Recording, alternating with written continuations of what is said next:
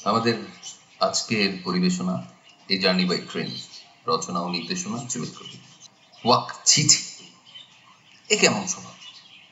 ডান হাতের তর্জনী নাকে ঢুকিয়ে বের করে আনছে ময়লা, বৃদ্ধাঙ্গুলিতে ঘষে সেই ময়লা দিয়ে আবার গুলটি পাকাচ্ছে, সেই গুলটি আবার জিভ দিয়ে চেটে চেটে খাচ্ছে আঙুল থেকে। ভাব থেকে মনে হচ্ছে সে যেন অমৃত চাটছে।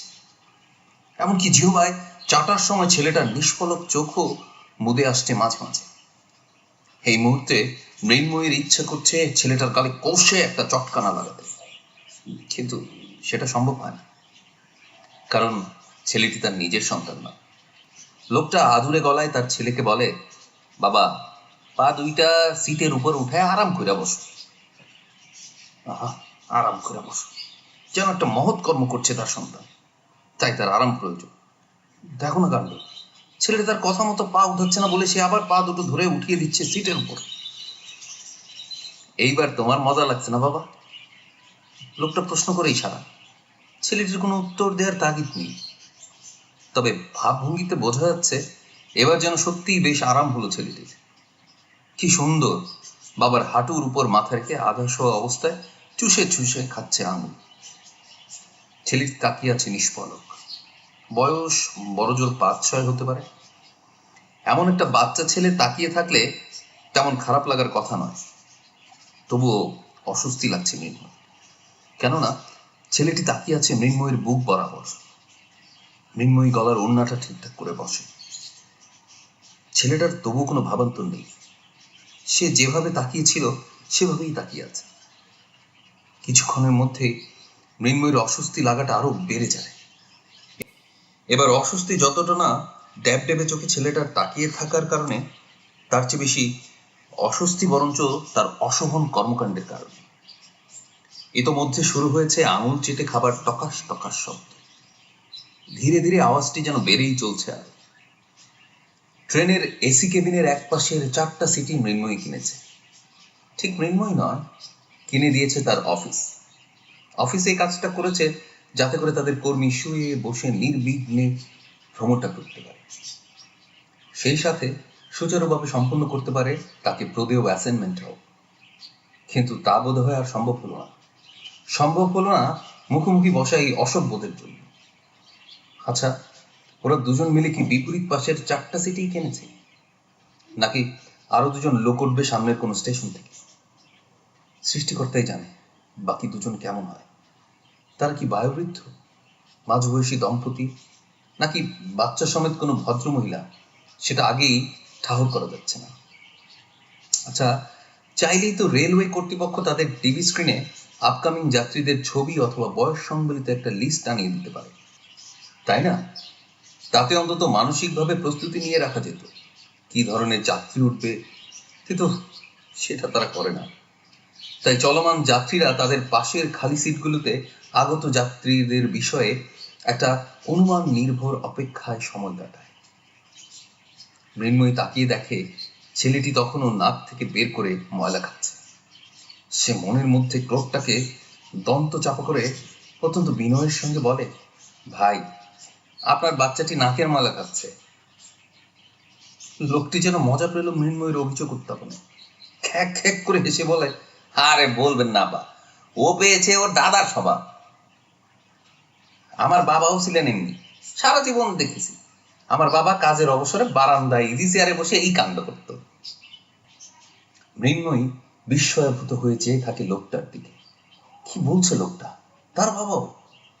লোকটা বিকারহীন ভাবে তবুও বলেই চলছে, আমার বাবা মারা গেছেন এই ছেলেটার জন্মেরও আগে। সে তার দাদাকে দেখেনি কোনোদিন, কিন্তু দাদার এই আচরণটি কিভাবে যেন ঠিকঠাক পেয়েছে। একেই বলে বংশগতির জিনের কার্যকারিতা। আচ্ছা, আপনি বল, এইটা একটা বিরাট বিষয় না?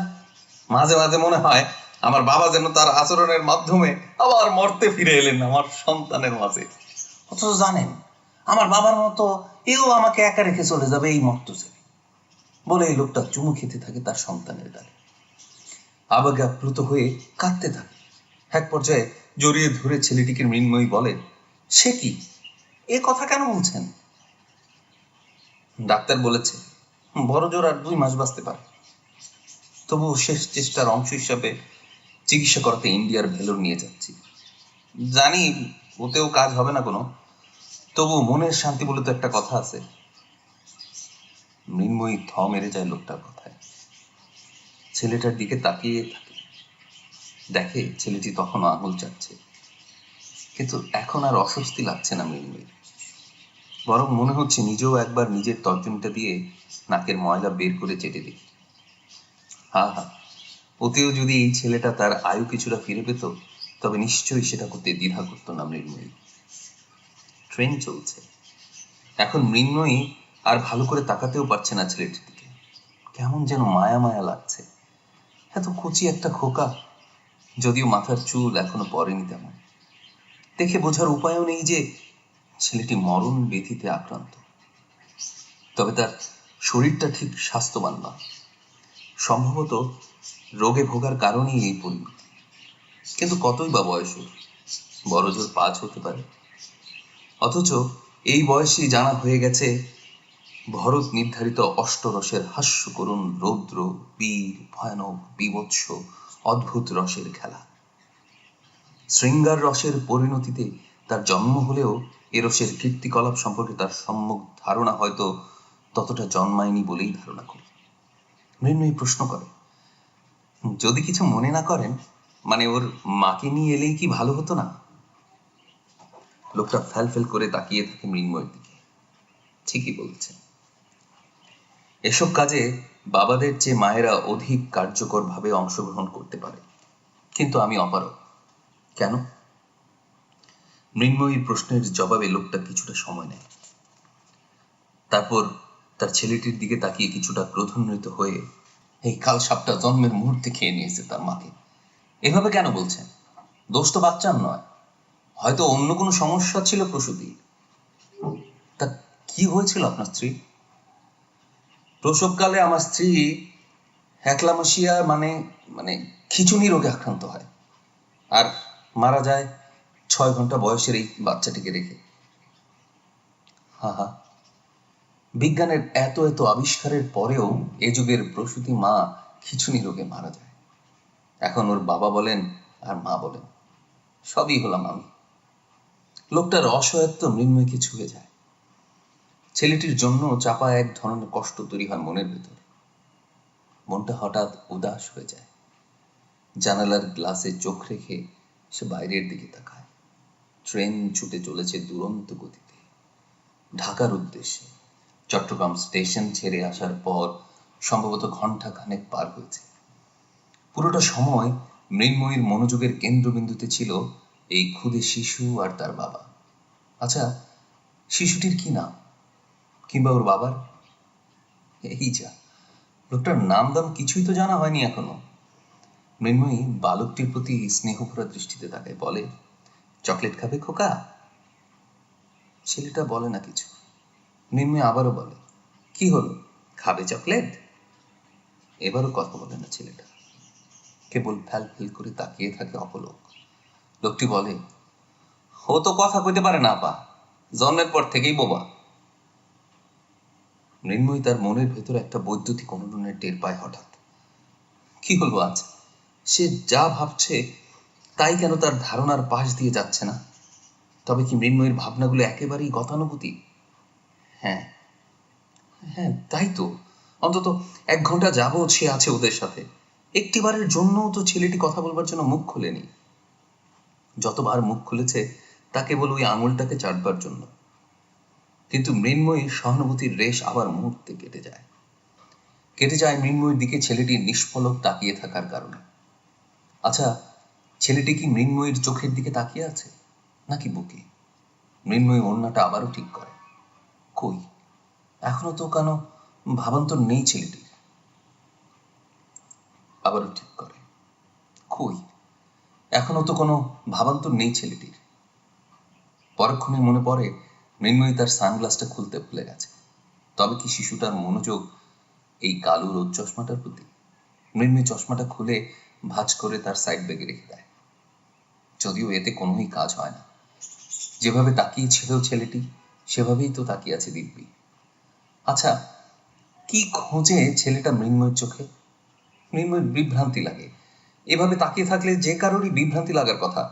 মৃন্ময়ী শিশুটির বাবাটিকে বলে, আচ্ছা, আপনার ছেলেটা তো কথা বলতে পারে না, তবে কি শুনতেও পায় না সে?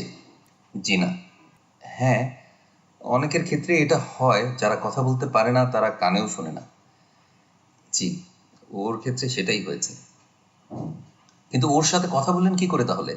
মানে ভাবের আদান প্রদান? স্পর্শে, গুঁতোতে, ধাক্কায় কিংবা টানে। হাত দিয়ে স্পর্শ করি, শরীর দিয়ে গুঁতো দিই, দু হাতে ধাক্কা দিই, কিংবা হাত ধরে টান দিই, যখন যেমন প্রয়োজন হয় আর কি। কেন, চোখের ইশারায় কাজ হয় না?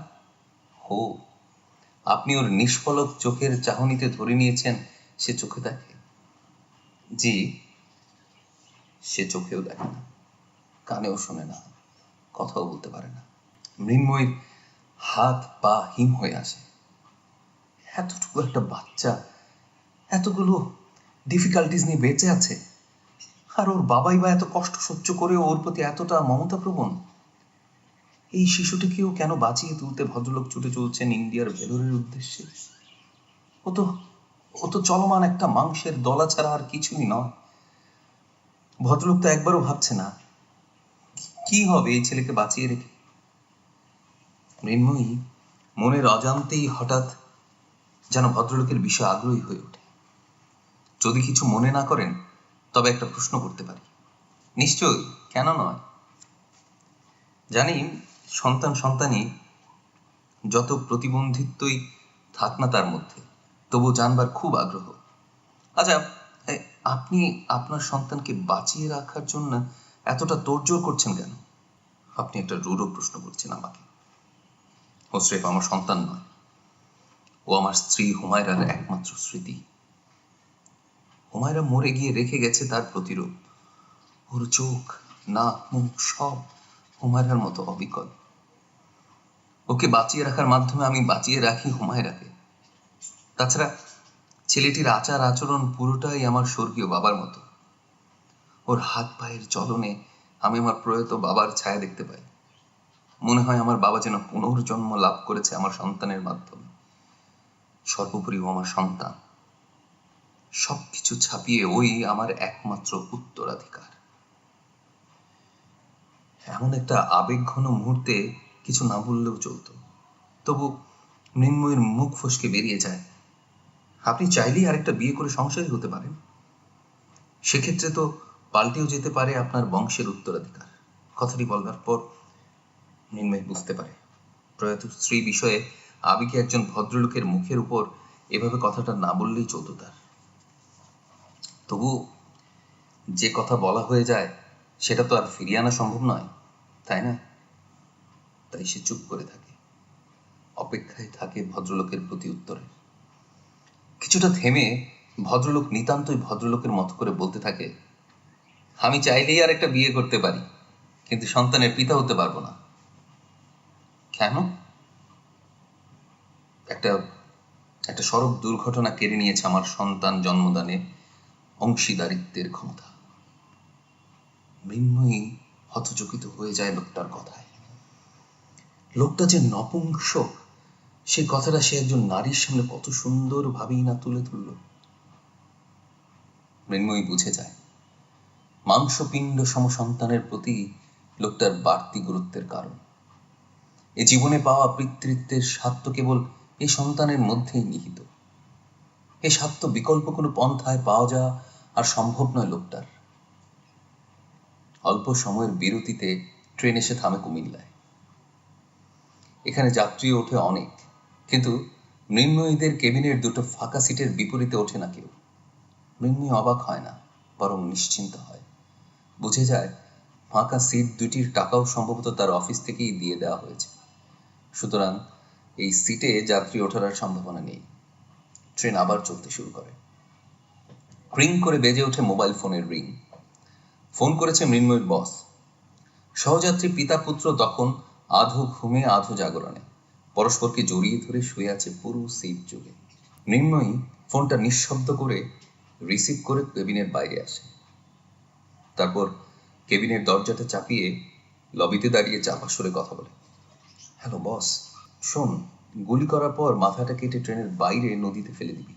যাতে কেউ গলা কাটার দেহ দেখে লাশটি শনাক্ত করতে না পারে। কিন্তু ওর বাচ্চা ছেলেটা তো থেকে যাবে, তাকে দেখেই তো শনাক্ত করে ফেলা সম্ভব হবে। কি বলছিস, ওর ছেলেও আছে সাথে? তাহলে তো জমির উত্তরাধিকারও শেষ হয়ে যাবে। হাই রাইজ বিল্ডিং করতে গেলে আর কেউই বাধা দিতে আসবে না। কিন্তু সত্যি সত্যি কি ওর ছেলে আছে সাথে? জি বস, কিন্তু ওর তো ছেলেকে নিয়ে জার্নি করার কথা না। যাক, একদিক থেকে ভালোই হলো। বস, একটা কথা, আচ্ছা, এদেরকে না মেরে অন্যভাবে কাজটা করা যায় না? কি বলছিস তুই? এই সামান্য কাজে কত ইনভেস্ট করা হয়েছে জানিস?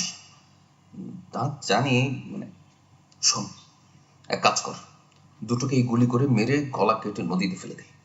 কথা শুনেই মৃন্ময়ীর গা গুলিয়ে আসে।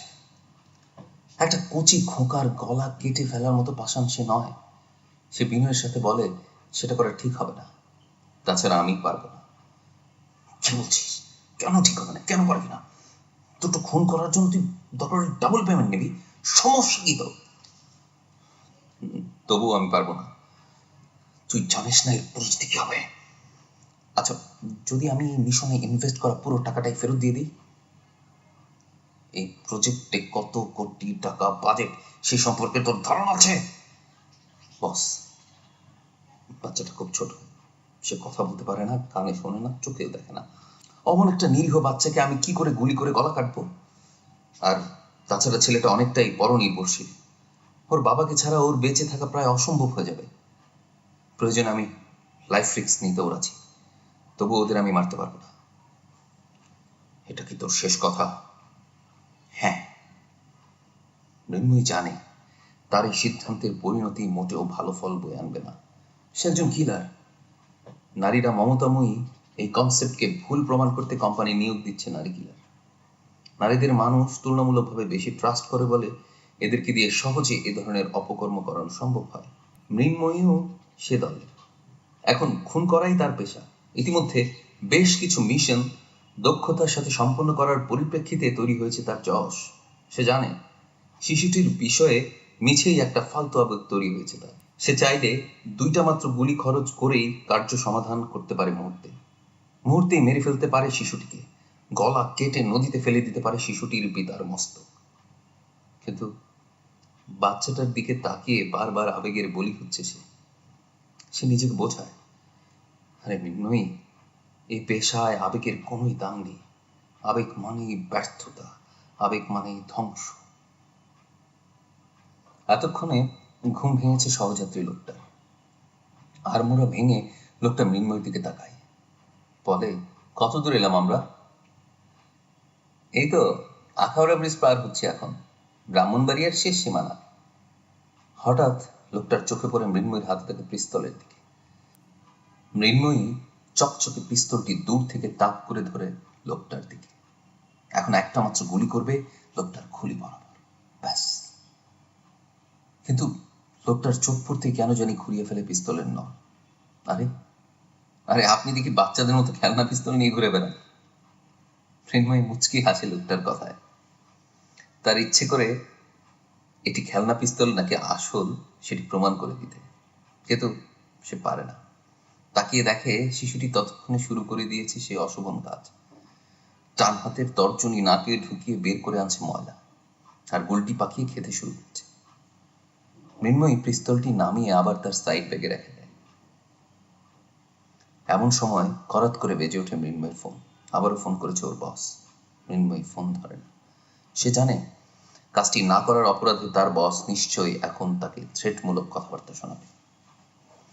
এখন এগুলো শুনতে মোটেও ভালো লাগবে না তার, তাই ফোনটা রিসিভ না করাই ভালো। কিন্তু ফোনটা বেজেই চলে একের পর এক। আবারও রিং আসে, আবারও।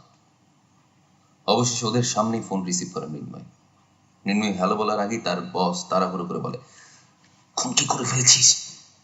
মৃন্ময়ী সংক্ষেপ উত্তর দেয়, না। খুব ভালো করেছিস, আর করিস না গুলি। কেন? এই লোক সে লোক নয়। আসল লোক আলহাজ মতিউল আলম তার এক আত্মীয়ের মৃত্যুতে যাত্রা ক্যান্সেল করেছিল। যাত্রা শুরুর আগে স্টেশনে সে খবরটা পেয়ে সে তার টিকিটটা বিক্রি করে দেয় হন্যে হয়ে টিকিট খুঁজতে থাকা একজন যাত্রীর কাছে। এই লোকটা হচ্ছে সেই যাত্রী। মৃন্ময়ী দীর্ঘ নিঃশ্বাস ছাড়ে। ফোন রেখে লোকটার দিকে তাকিয়ে বলে, এতক্ষণ একসাথে ভ্রমণ করছি, অথচ আপনার পরিচয়টা জানা হলো না। আমি লুৎফুর রহমান, পেশা একজন রং মিস্ত্রি। আপনি? আমি মাজেদা বেগম, বাড়ি নারায়ণগঞ্জ। পেশা? বলার মতো কিছু করি না আমি, এই টুকটাক কুটা বাসা করি আর কি। তার মানে গৃহিণী? তাও বলতে পারেন, ঘরের কাজে কম বেশি তো সবই করি, তাই না? জি।